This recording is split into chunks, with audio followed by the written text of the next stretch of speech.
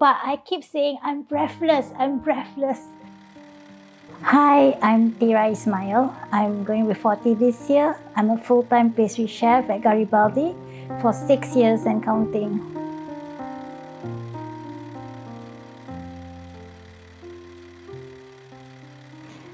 Well, during the busy periods, my days would be like waking up at 6 a.m. like that, and then would be like in the restaurant by 8. And then I'm required to actually spend a lot of time on my feet. My time actually to leave work by 6:30, by 7 like that, I feel very tired, physically and mentally tired already.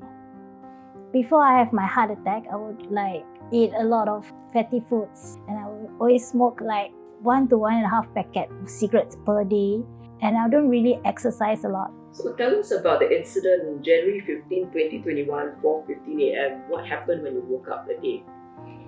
Okay, on that particular day, that particular morning, I woke up feeling very different. You know, it feels like your ear is buzzing.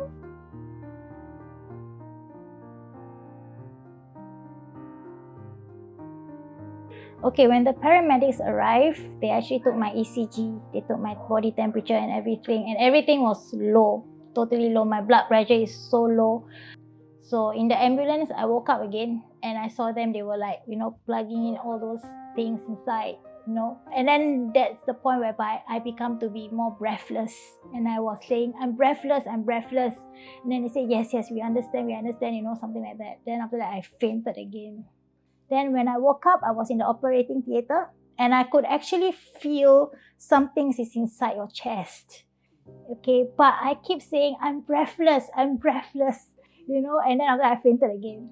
And then when I woke up, I was actually in the ICU.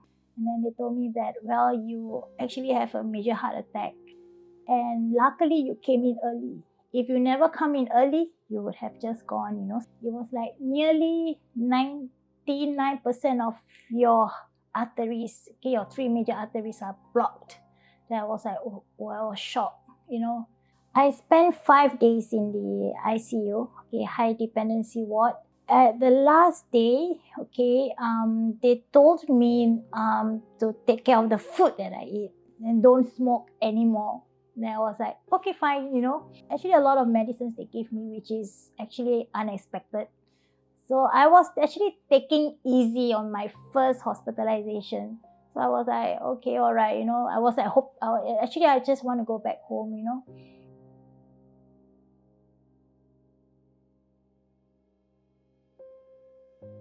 On that particular day when I go out, not even 30 seconds, I was breathless.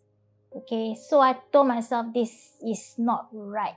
So I told my mom and my dad, I said, I think it's time for me to go to the hospital again. Well, the doctor told me that my lungs actually is filled with water and then actually covers up my heart. So that's the reason why you're breathless.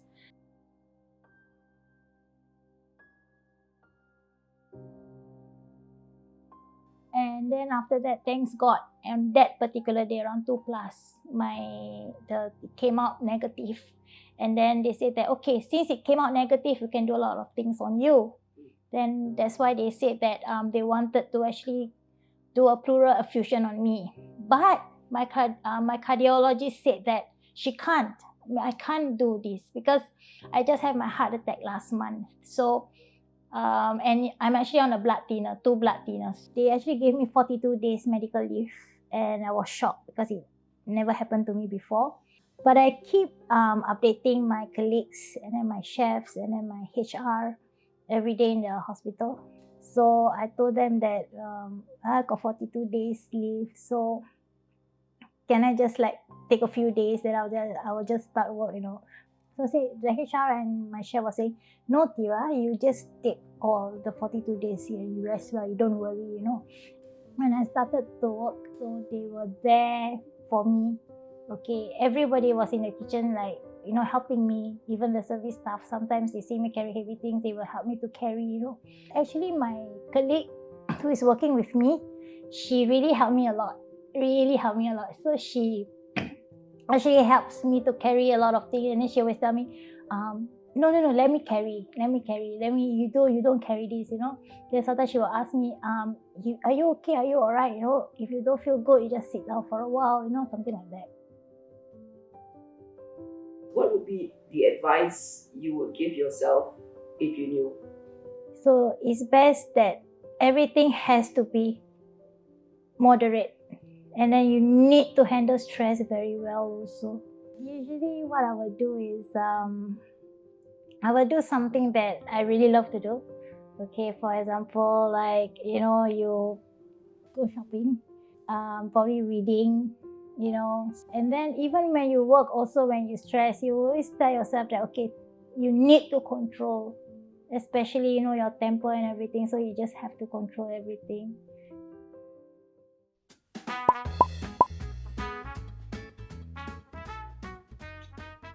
Hi, I'm Mike McDonald. I'm a cardiologist and I practice in the Harley Street Heart and Vascular Centre at Mount Elizabeth in Orchard.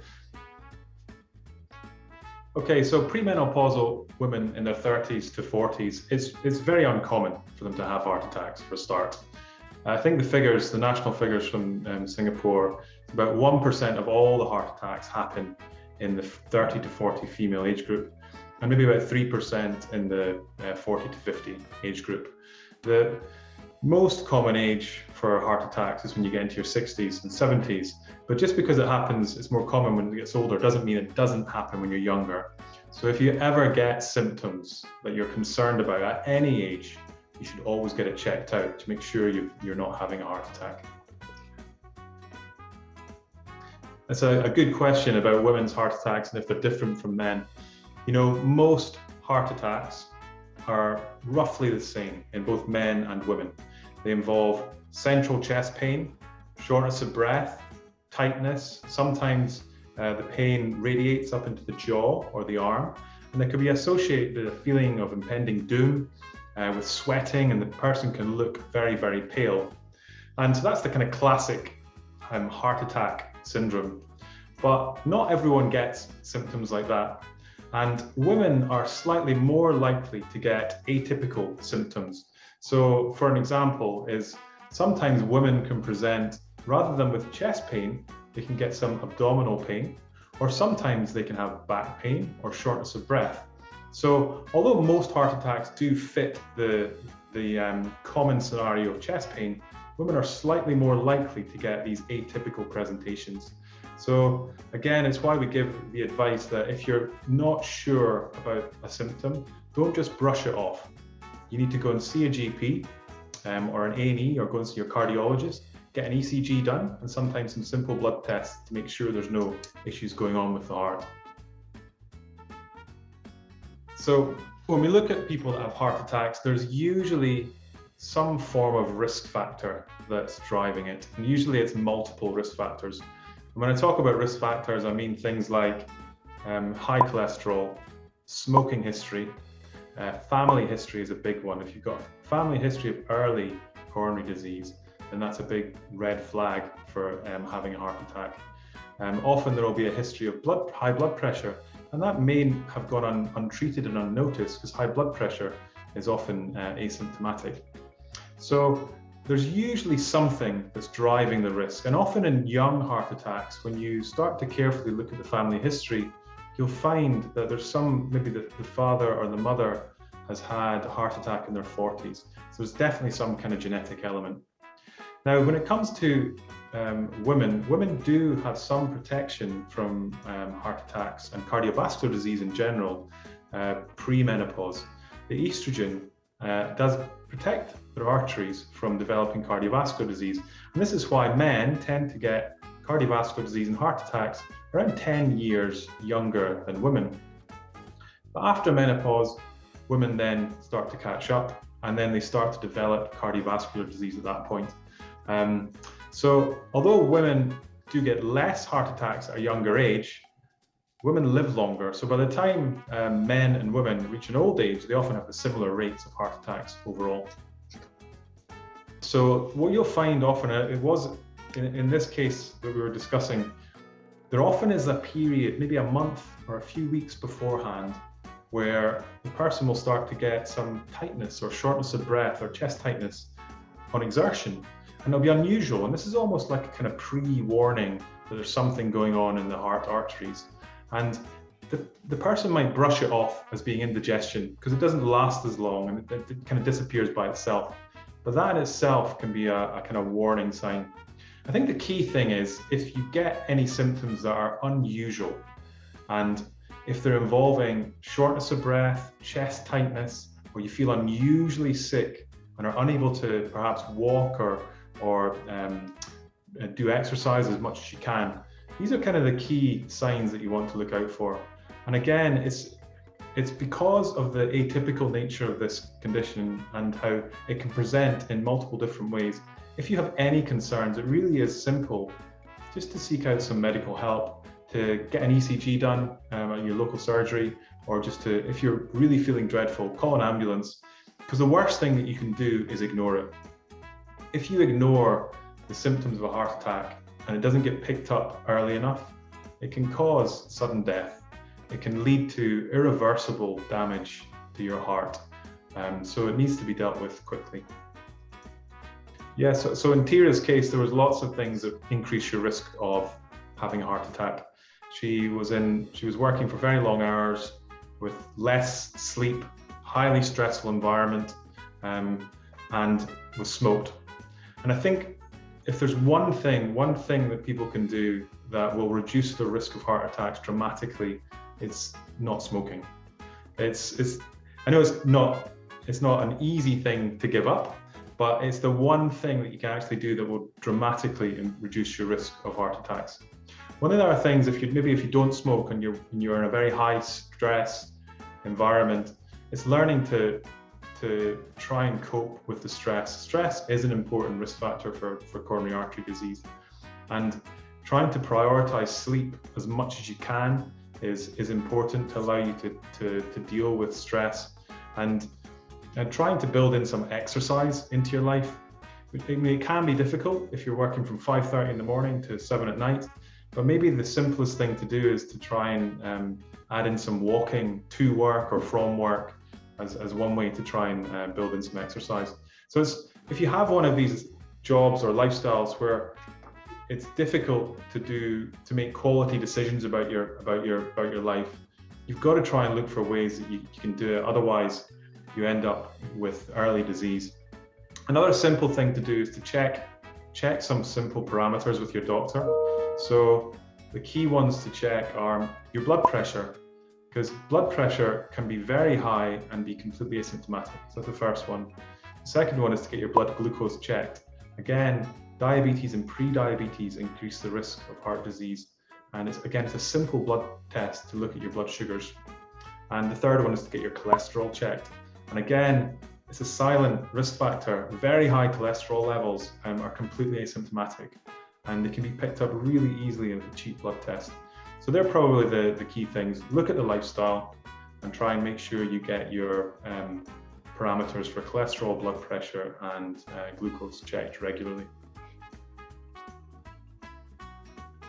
So once you've had a heart attack, you are at risk of having another heart attack, and that risk is highest in the first year. But there are measures that you can take that will hopefully reduce your risk and prevent any further events. And a lot of it is common sense. The first thing is start to address your risk factors. So key things: stopping smoking, looking at your cholesterol, making sure you take the medication that you're given. If you have a heart attack, often you'll be on at least 4 or 5 medications to try and prevent further events. That'll be to lower your cholesterol, lower your blood pressure, but also to stop clots forming in your arteries. And a simple thing you can do is just remember to take your medication. And along those same lines is remembering to take your medication, but also attending doctor's appointments where they can follow up on your risk factors, check your blood tests, and modify your medication if necessary. When it comes to lifestyle and the things that actually make a difference in preventing further heart attacks, the first thing is exercise. Now, most people after a heart attack will be referred for a cardiac rehabilitation program. And it's surprising, actually, the number of people that don't go for cardiac rehabilitation, because What it requires you to do is to go 2 or 3 times a week to see a physiotherapist. They'll help you exercise and get back on your feet and build up your exercise capacity. And that's combined with education, but that's a lot of time that people have to commit to going to a physiotherapy session. And that's time that they have to take off work. But it's been long shown that cardiac rehab, if you stick at it, improves your prognosis in the long term and helps you prevent heart attacks.